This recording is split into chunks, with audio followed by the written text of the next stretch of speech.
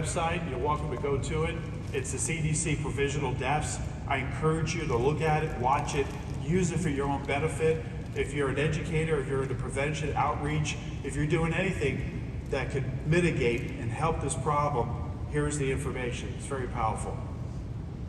We look at these numbers, currently where we're at right now for deaths, more than numbers. These are people, family, father, brother, mother, sister, nephew, niece, cousin, friend, loved one. We break it down 365 days a week. 300 people die every day in this country from preventable causes. Preventable causes. We should be able to fix that. Let's figure out a way.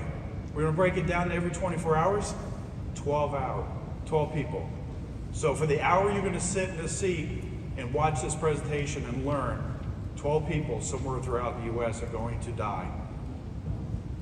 We look at the types of drugs across the board, and I'm not going to call out every line here, but from 1999 to 2021, they haven't updated it for 22 yet. We look at antidepressants, you can see it has increased slightly, and then we look at heroin. It's been a problem years past.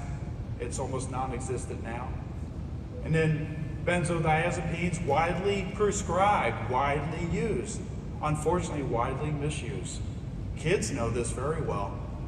If you have children, they either have talked to you or you will find out that this is a conversation that all kids have about Xanny bars, and ladders, and bars, because you know why? They can get it from somebody's medicine cabinet easily because it is widely prescribed. But it's on the decrease. Opioids, prescription drugs. We all know Florida was the epicenter, a record that and a title that we are not proud of, but that is also on the downward tick. And then we get to cocaine, upward increase, and then we get to meth, also upward. There's a consumer demand for it.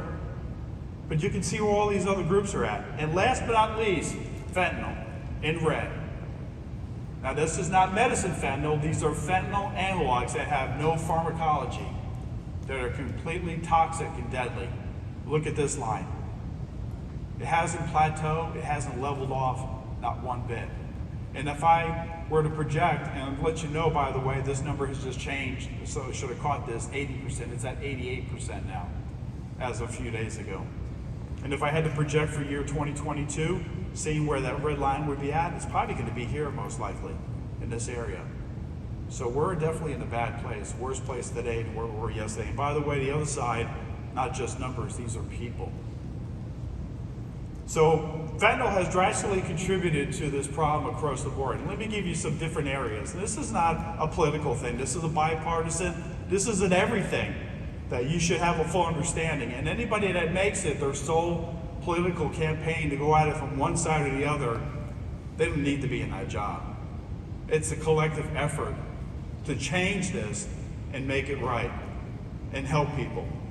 So how does this stuff get here? Traditionally, it comes across from other countries, China and the Mexican cartel, another presentation for another day, and how it's infiltrated into the U.S. a number of different ways. The most common way, believe it or not, is through the United States Postal Service, if you can believe that.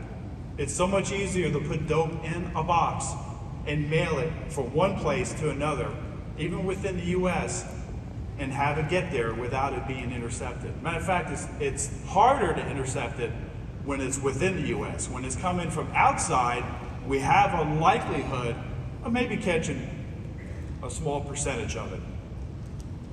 Here's some statistics about the Postal Service. I think they're a great organization. I think they're greatly underfunded, under personnel, staff-wise. But this is some information if you're watching Double Jeopardy and you want to get that one question right during when you're watching it. I'm lucky if I get one right all year. I actually got the final right like 2 weeks ago, and I high-fived my wife. She usually knocks it out of the park. So what is the mail volume what the U.S. Postal Service is dealing with? 128 plus billion, not million, billion. When you look at the addresses that they have to service, how many addresses in the U.S.? 160 million, that's quite a bit.